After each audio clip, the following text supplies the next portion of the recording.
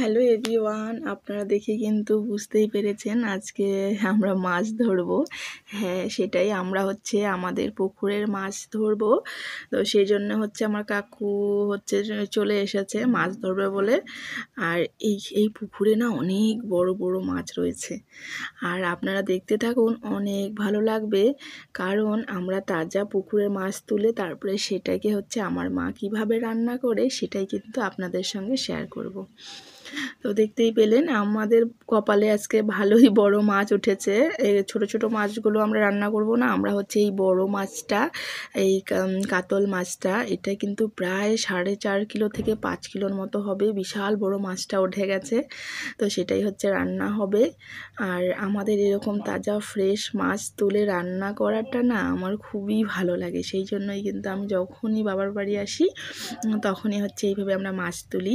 এবার আমি নামিনি, প্রত্যেকবারই কিন্তু আমরাও নিজেরাই মাছ ধরি এইভাবে। আর খুবই মজা লাগে মাছ ধরতে।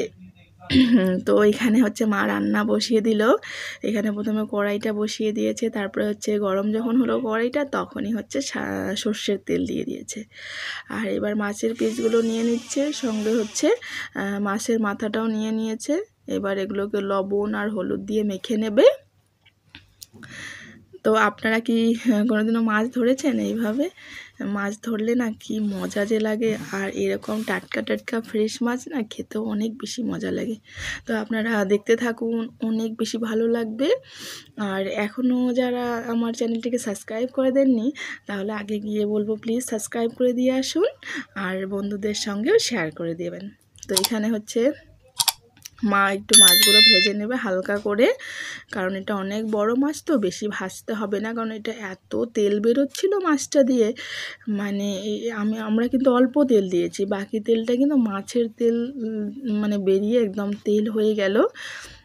তো বেশি তেল লাগে না, কারণ এগুলো মাছ এত বড় মাছ না, এগুলো মাছের তেল হয়ে গেছে, প্রচণ্ড তেল, সেই তেলগুলোই বেরোচ্ছিল। তো এবার মাথাটাও ভেজে নেবে।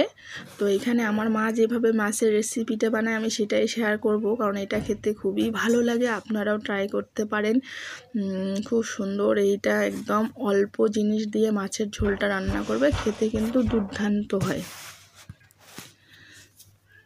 এবার সব তুলে নিচ্ছে, তারপরে সেই তেলের মধ্যেই পেঁয়াজ বাটা আর টমেটো বাটাটা দিয়ে দিল। এখানে দুটোর মতো পেঁয়াজ আর একটা টমেটো নিয়েছিল, একদম ফাইন পেস্ট করে সেখানে দিয়ে দিল। তারপরে শুকনো মশলাগুলো দিয়ে দিল, হলুদ গুঁড়ো, লঙ্কার গুঁড়ো, ধনিয়া গুঁড়ো।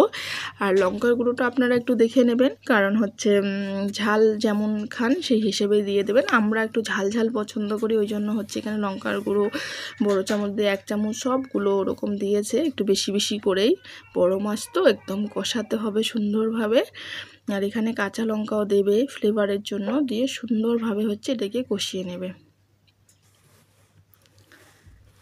আর আপনাদের কাছে আমার ভিডিওগুলো কেমন লাগে?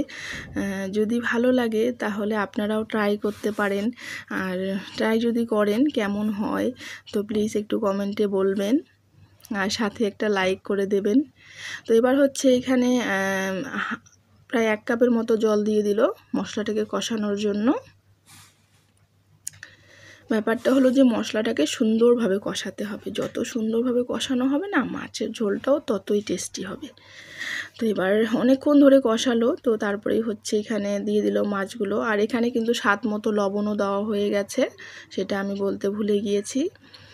তারপরে এবার মাছগুলো দিয়ে দিচ্ছে।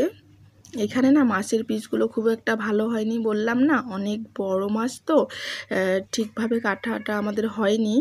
যাই হোক, কিন্তু খেতে কিন্তু কোনো অংশই কম হয়নি, খুবই সুন্দর হয়েছে। দেখুন কি সুন্দর হয়েছে মাছের ঝোলটা, এখনই লোভ লেগে যাচ্ছে, এখনও তো বাকি রান্না হয়নি। যাই হোক, এখানে মা সব মাছগুলো একটু একটু উল্টে দিচ্ছে, যেন সব কিছু মাছের গায়ে ঢুকে যায়। গিয়ে সুন্দরভাবে মা বারবার কষিয়ে নিচ্ছিল। তারপরে এবার মাছটা তো অনেক বড়, এটাকে সেদ্ধ করতে হবে, জন্য এখানে একটু গরম জল দিয়ে দিল।